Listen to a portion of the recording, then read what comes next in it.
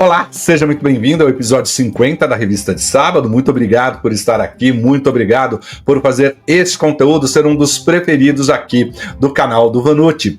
A trajetória da Revista de Sábado começou no dia 18 de maio de 2024 e desde lá, toda semana tem um episódio novo, sempre aos sábados, aqui no canal do Vanucci. E você é muito importante nesse conteúdo, né? Foi ouvindo as suas sugestões, as críticas, as ideias, né? Para sempre deixar este conteúdo do jeito que vocês gostam. São 50 edições, uma marca importante para a gente que produz conteúdo aqui na internet. Agradecimentos feitos, então vamos aos destaques do episódio 50 da Revista de Sábado.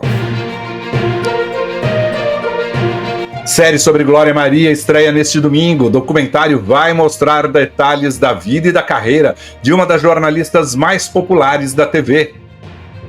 Dona de Mim estreia na segunda-feira. Novela de Rosane Svartman é uma das apostas dos 60 anos da Globo. Aqui na Revista de Sábado tem mais informações sobre a festa dos 60 anos da Globo e uma análise do vídeo show especial. Power Cup estreia nesta terça-feira com novas dinâmicas e episódio especial aos domingos. A Ana Giardini vem logo mais para dizer se vale a pena ou não assistir ao documentário Congonhas, tragédia anunciada na Netflix. Estes e outros assuntos você confere a partir de agora, aqui na Revista de Sábado. E não se esqueça de deixar o seu like, de compartilhar este vídeo e fazer os seus comentários. Assim, o algoritmo vai entender que tem gente que gosta desse conteúdo e vai indicá-lo a mais pessoas. Aproveite e faça sua inscrição aqui no canal, indique o canal do Vanucci a quem gosta de informações sobre televisão.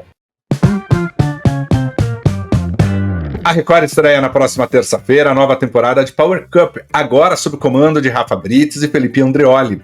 O casal vai trabalhar junto pela primeira vez e, segundo Andreoli, o fato de um casal comandar um reality show de confinamento de casais será o grande diferencial desta temporada. Afinal, poderão discordar diante de algumas situações.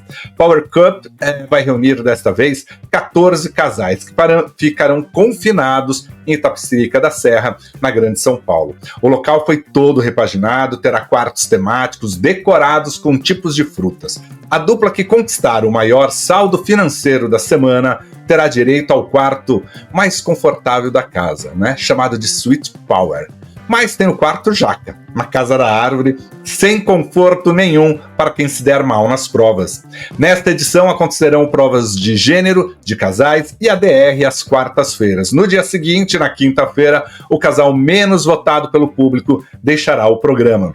Durante a coletiva de imprensa, que aconteceu na última quinta-feira, lá em Itapecerica da Serra, Rodrigo Carelli garantiu que esta edição terá provas clássicas, provas com bicho e desafios na altura. Além disso, ele aposta muito na edição dos domingos do reality, com a votação para a herança da DR e também o Quebra Power, momento em que o jogo vai reunir ali os casais, e, bom, claro, para lavar roupa suja. O programa começará às 2h da tarde aos domingos e contará com Márcia Fu. A gente vai acompanhar, claro, aqui no canal do Vanucci, lá no site canaldovanucci.com.br e trazer todas as informações para vocês. Amanhã tem uma estreia importante. Logo após o Fantástico, entra no ar o primeiro episódio da série documental Glória, que vai mostrar a carreira e a vida de Glória Maria, uma das jornalistas mais populares da televisão brasileira. A série tem 4 episódios que mostram a profissional por trás das câmeras e revelam, por exemplo, os arquivos pessoais de Glória Maria, desconhecidos do grande público. Tem ali os bloquinhos em que a jornalista documentava, todas as suas experiências que vivia. Ao longo dos seus 52 anos de carreira na TV Globo, Glória Maria percorreu 5 continentes, participou das coberturas de Olimpíadas, de Copa do Mundo, das posses de presidentes. E é claro, essa série vai relembrar as reportagens marcantes, que marcaram cada época da carreira dela, como o primeiro voo duplo exibido na TV brasileira. Além disso, vai reunir personagens, da famosa cobertura do desabamento do elevado Paulo de Frontin, lá no Rio de Janeiro, um momento em que Glória Maria acompanhou e registrou através da sua reportagem. A carreira de Glória Maria começou no início dos anos 70, quando ela entrou na Globo ainda como rádio escuta para a editoria do Rio, Ela era estudante ali de jornalismo, trabalhava para reforçar o caixa e conciliava, né, o trabalho e a faculdade. E não demorou muito para tornar-se a repórter, uma grande repórter, né, e começar a mostrar todo o seu diferencial. Daniele França, diretora da série, diz que esse documentário é um retrato fiel do que é ser uma mulher e do que é ser uma mulher negra, do que uma mulher negra é capaz e de onde ela pode chegar. Glória atravessou barreiras e vai ser para sempre um grande marco na história da televisão brasileira, do jornalismo e da cultura do nosso país. Estreia amanhã o documentário, né, sobre a Glória Maria, né, que faz parte dessas comemorações pelos 60 anos da TV Globo. Aliás, a emissora já está toda em festa desde quinta-feira, né, com um vídeo show especial. Ontem teve o Globo Repórter, né? Os especiais permanecem no ar até segunda-feira, quando entra o show 60 anos. O Ricardo Xavier assistiu o vídeo show especial e vai falar pra gente o que achou do programa. Ricardo, você gostou? Matou saudade do vídeo show? Como diria o Valfredo Júnior, nosso querido amigo aqui do canal do Vanucci, foi um programa muito gostoso de assistir, Vanucci. O vídeo show de ontem, especial, trouxe aquela nostalgia de quem acompanhava o programa da década de 80, 90, os anos 2000. Foi muito legal de assistir de novo, ver o clima de bastidor, ver como era por trás são feitas as coisas na televisão brasileira, e logicamente homenageou não só os 60 anos da Globo, como todo o tempo que o programa esteve no ar, por muitas décadas e muitos apresentadores diferentes. Foi muito legal de ver a combinação dos apresentadores clássicos, né, eles conversando entre eles, passando pelas várias épocas que o programa teve, os principais, né, então teve Miguel e Cícero na primeira parte, Angélica e André Marques numa segunda, e numa terceira parte, o Otaviano, a Mônica Iose e o Joaquim Lopes, né, foi muito legal de ver eles emocionados conversando entre eles, contando as histórias da época, como foi fazer, como foi chegar naquela química que existia entre eles, e a emoção que eles tiveram de estar reunidos ali de novo, para fazer um pouquinho do programa que atravessou gerações e que marcou tanta gente, principalmente na TV Globo, né? Então foi muito bom de assistir, trouxe emoção para quem estava em casa, de ver tudo de novo. E logicamente teve as matérias especiais, destaque para o Paulo Vieira, foi muito legal ele mostrando os bastidores do Projac, como um pouco das coisas são feitas, né? Não dá para mostrar tudo, ele passou por cenários, por figurinos, por efeitos especiais, decoração, foi muito bom, teve aquele clima de video show das antigas mesmo. Eu que sou um crítico grande do Mion, gostei da participação dele, né? Eu vi gente comentando e concordo que era um quadro muito ligado à MTV, do que ele fazia lá, mas foi bom ver o Mion das antigas, não esse Mion que tá na TV Globo hoje, mas ele comentando, ele traz um tom diferente, comentando a falha nossa, do que o que aconteceu na Globo, em muitas oportunidades, foram cenas clássicas, né, que todo mundo já assistiu em Falha Nossa muitas vezes, mas ele comentando trouxe um ar diferente, gostei bastante. Um destaque negativo foi para aquele quadro de humor, que achei um pouco arrastado, né, não tinha muito roteiro, então a coisa sinceramente não se justificou muito ali, essa forçação de barra do humor da Globo, que é um humor que a Globo já não consegue mais fazer, tanto que a programação, a gente olha pela programação, não consegue ver mais nada nesse gênero dentro da programação da Globo. Podia fazer um resgate de uma outra forma, mas tudo bem.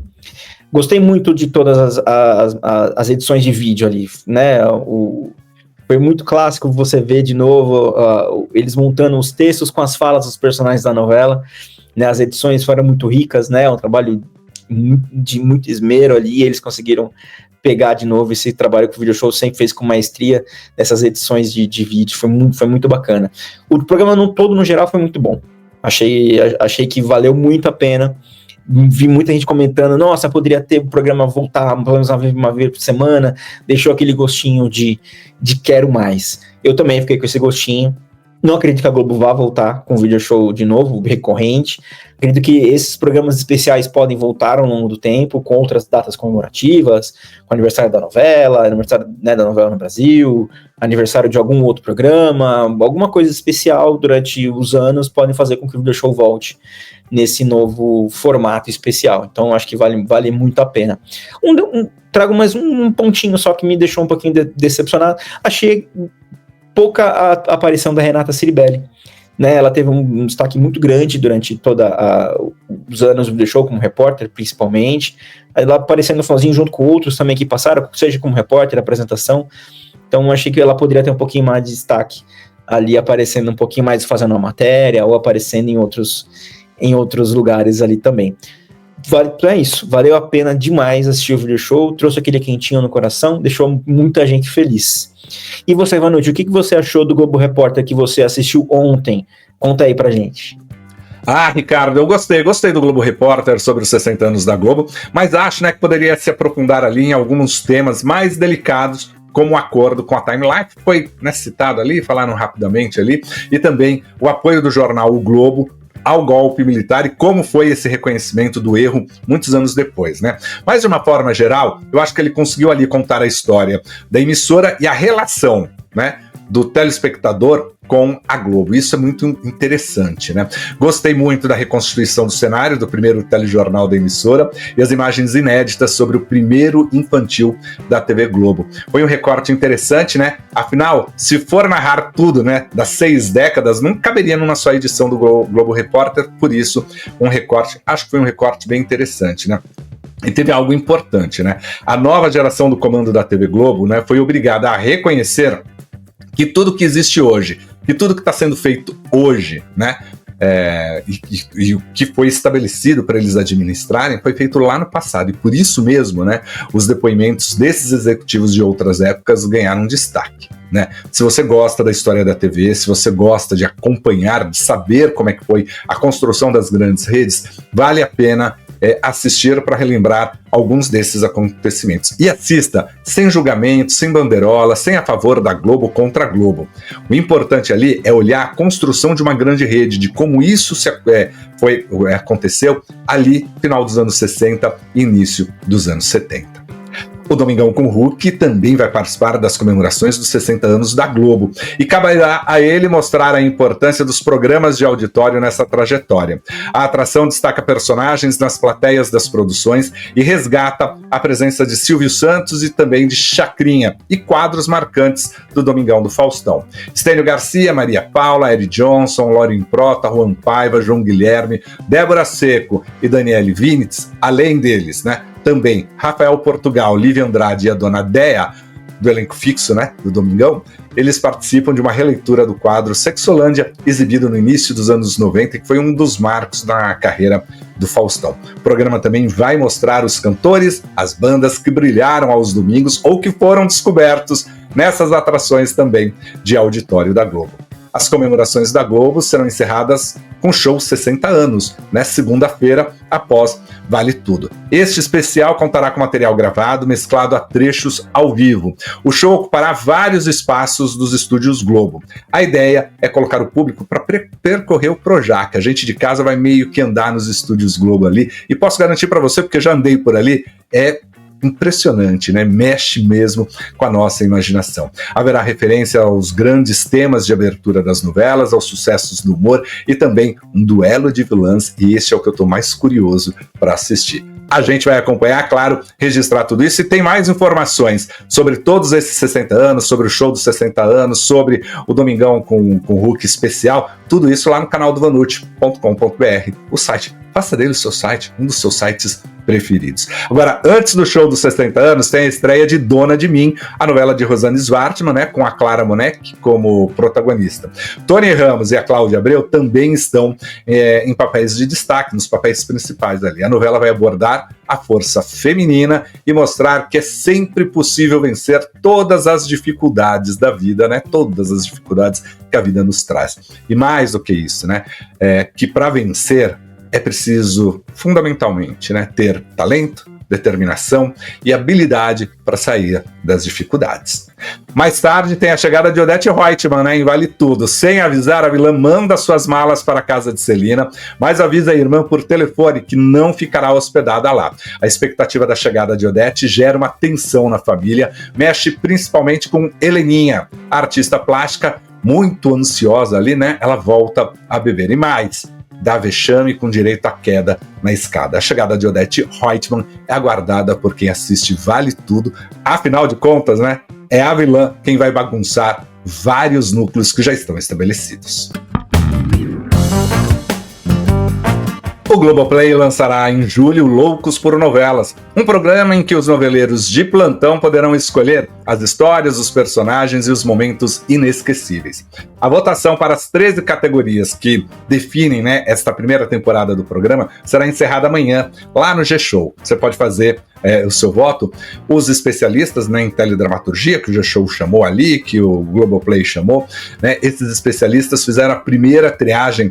Pegaram lá mais de 300 novelas exibidas pela Globo, e chegaram a 5 finalistas em cada uma das 13 categorias. Tem, por exemplo, melhor protagonista, melhor vilão, o beijo, a treta, o choro, muitas coisas ali para mostrar que as novelas estão mesmo embutidas ali no nosso dia a dia. Os vencedores serão conhecidos no programa Loucos por Novela, que será lançado, como eu disse, em julho no Globoplay. A cada episódio, a Marisa Hort comandará uma conversa ali, com todos esses nomes mais populares ali, da votação.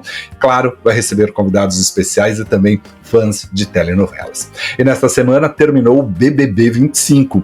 Achei uma final sem grandes surpresas, sem grandes emoções, mas aqui no canal do Vanucci, quem é o especialista em reality show é o Júnior Gessler. Então, eu quero saber de você, Júnior. Qual o balanço que você faz do BBB 25?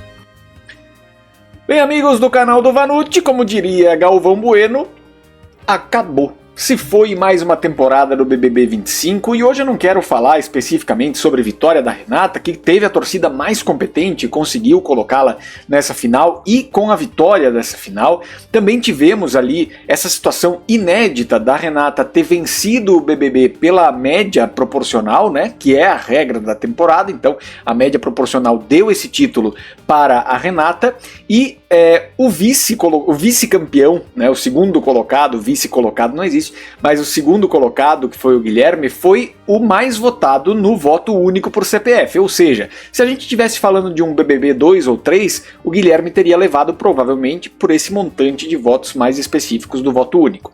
Dito isso, quando a gente olha para essa configuração, não quero falar especificamente sobre isso, mas principalmente é importante respeitar a vitória da Renata, porque dentro da regra que existe, dentro da configuração de média proporcional de voto da torcida e voto por CPF, a torcida da Renata foi a mais engajada, e isso deu o título a ela do BBB 25. Mas saindo desse assunto e olhando para o programa em si, eu acho que essa é uma edição, eu já falei isso em outras vezes aqui, é esse ponto que eu quero focar hoje, essa é a edição para fazer a Globo parar e pensar no que vem pela frente de BBB, no que vem pela frente nas próximas temporadas. O BBB 19 ele foi muito importante para que viesse o BBB 20.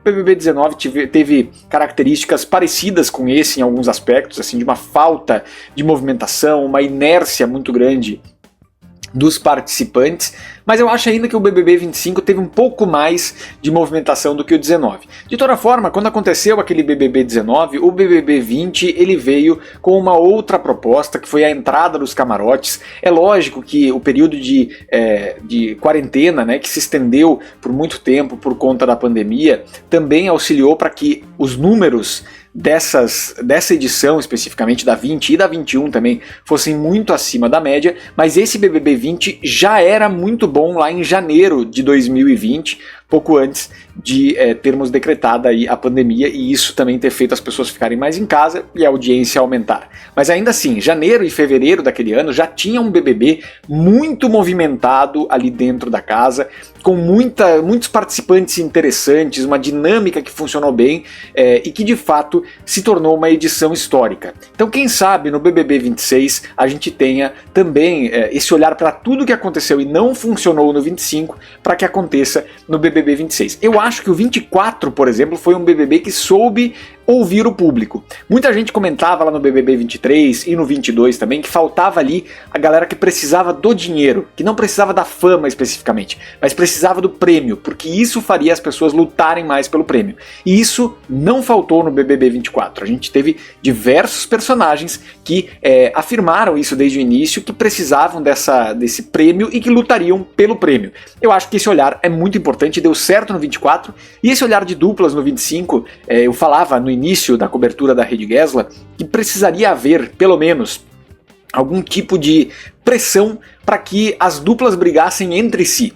porque senão esse suporte emocional faria com que a coisa não andasse. E foi de fato um pouco do que aconteceu, e mesmo depois do fim das duplas, do fim de várias parcerias, de várias duplas que foram desfeitas ali pela metade, mesmo assim, o programa continuou bastante morno e complicado de assistir. Pegou um pouco mais de tração na reta final, teve um ou outro momento de emoção durante a temporada, mas de fato não é um BBB que vai ficar na memória do público de reality como uma edição histórica, ou uma edição que teve personagens históricos, inclusive. Faltaram personagens históricos e que ficam assim para sempre neste BBB 25, coisa que aconteceu de uma forma muito diferente no BBB 24, por exemplo, que ainda assim não foi nada comparado ao 20 ou 21, mas que conseguiu dar uma sacudida de novo no formato e trazer uma temporada mais agitada para muita gente, assim, isso foi importante. E agora todos os olhares da bolha realiteira, não é, se voltam para Itapecerica da Serra, onde acontece o Power Couple 2025 com Rafa Brites e Felipe Andreoli, mas isso é assunto para as próximas semanas aqui na Revista de Sábado. Um grande abraço e segue a programação. Oi, Vanucci! Oi, pessoal da Revista de Sábado. Que semana agitada para televisão aberta, né? Teve mudança de programação especial, celebração. Foi uma semana e tanto. Mas se no final de semana chegou aquela vez do streaming, ganhar alguma coisinha para assistir, a gente também tem lançamento, porque sempre tem alguma coisinha legal, né, pra gente falar. E eu queria fazer um adendo antes de dar a dica dessa semana. Na quinta-feira saiu a última temporada de You, Você, na Netflix. Depois eu venho aqui no canal do Vanucci pra gente fazer um balanço da série. Se funcionou, se não funcionou, porque a primeira temporada foi um estouro. Ao meu ver, ela se perdeu um pouquinho no caminho. Mas a gente vai falar sobre a última temporada depois e fazer um balanção da série. Mas hoje a dica que eu queria dar pra vocês é de uma série que também lançou na Netflix essa semana, mas na quarta-feira, que foi Congonhas, Tragédia Anunciada. É uma série documental de 3 episódios que traz aquele acidente de 2007, 17 de julho de 2007, da TAM, onde um avião vindo de Porto Alegre tentou fazer um pouso em Congonhas, não conseguiu frear no espaço suficiente da pista, acabou passando a avenida e acabou atingindo um próprio prédio da TAM. Foram 199 mortos nesse acidente, e um acidente que comoveu muita gente, em especial porque ele estava muito perto de nós. Congonhas, como todos sabem, a grande maioria, pelo menos quem é de São Paulo, é um aeroporto que está no meio da cidade, e um acidente que realmente pegou a lateral de uma das avenidas mais importantes da cidade. Então foi um acidente que causou choque e muito, muito próximo de nós. Ele é considerado até hoje como um dos piores acidentes da América Latina, e esse documentário traz pontos muito interessantes sobre o que aconteceu nesse acidente.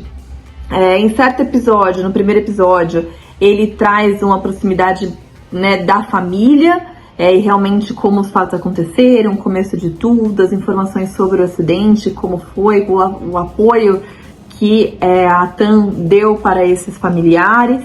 No segundo episódio, ele faz uma pausa sobre o acidente da TAM em específico, e isso que eu achei bastante diferenciado de outros documentários nesse gênero, porque ele traz um contexto. E esse contexto é muito importante para se entender a questão do acidente em si. Porque lá no terceiro episódio ele vai te falar o que de fato aconteceu mecanicamente para que o acidente tivesse acontecido. Mas aquilo lá só aconteceu por uma série de fatores que vinham acontecendo há mais de anos antes. E esse segundo episódio, ele se dedica a isso. Ele traz todo um contexto, inclusive falando sobre o acidente da Gol, que se chocou com o Legacy e colidiu, caiu no sul do Pará em 2006, que faleceu em torno de 164 pessoas, se eu não estou enganada de cabeça.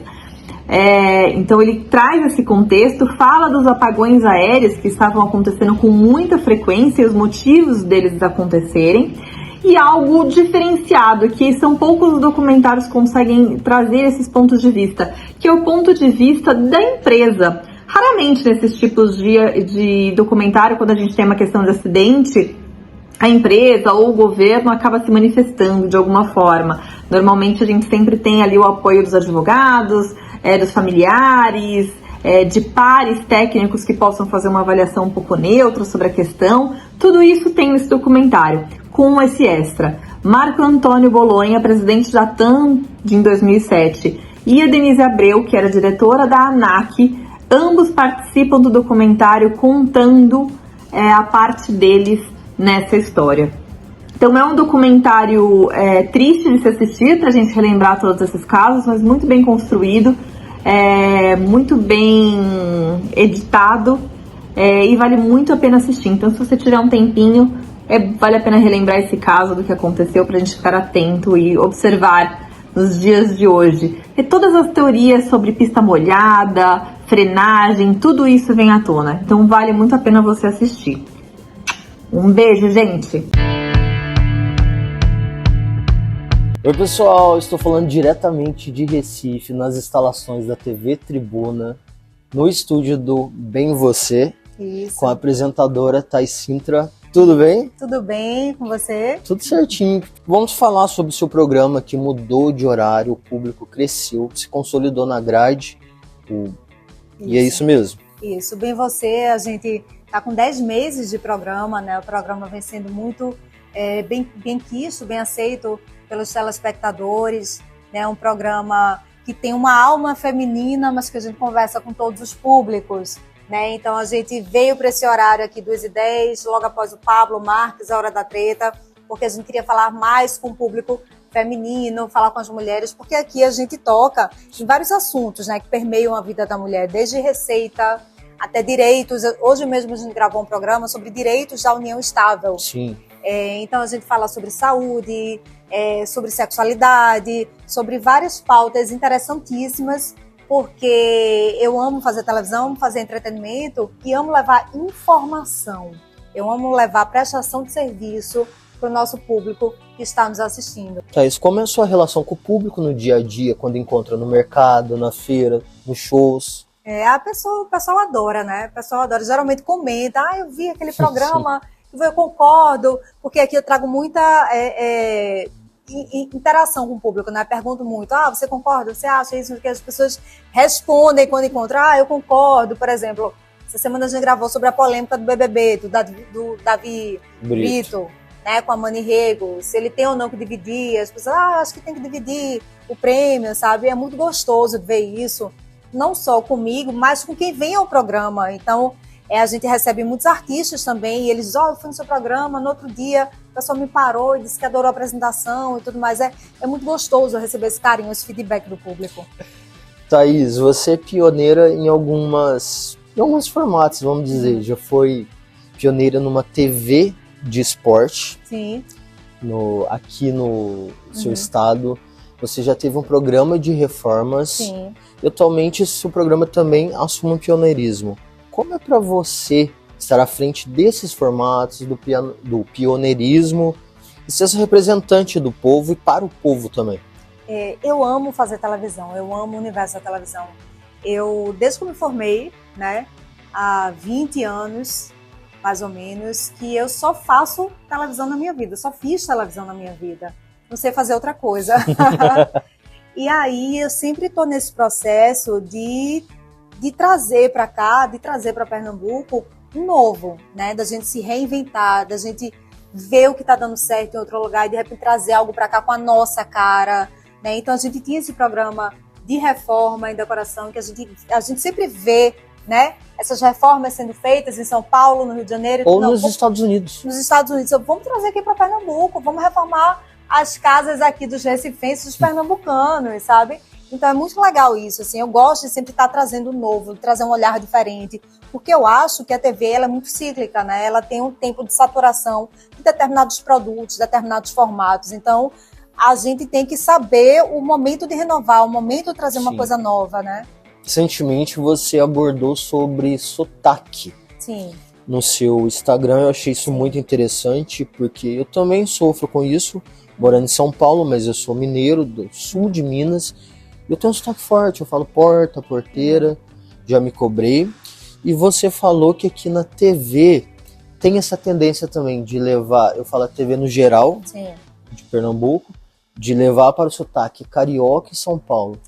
Thais, isso é um problema recorrente, não só no seu estado, mas no Brasil por inteiro, e por que devemos preservar as nossas regionalidades e sotaques, principalmente. Olha, a gente, quando está fazendo faculdade de comunicação, né, a gente sempre aprende que a gente tem que neutralizar o sotaque. Mas o que seria? Primeiro, não existe sotaque neutro. Se é sotaque, é porque ele vem de algum lugar, né? Não existe sotaque neutro. O que é neutralizar o sotaque? Nada mais é, aqui para o Nordeste, né, Minas também, neutralizar o sotaque é você falar como o carioca e o paulista falam. Né? Então parece que você só é aceito na televisão, a sua voz só é bonita na TV, o seu off só é bonito, seu texto na rádio só é bonito se você falar como carioca paulista. Então eu sofri muito com isso, porque eu fui muito resistente a isso, e sou ainda, né?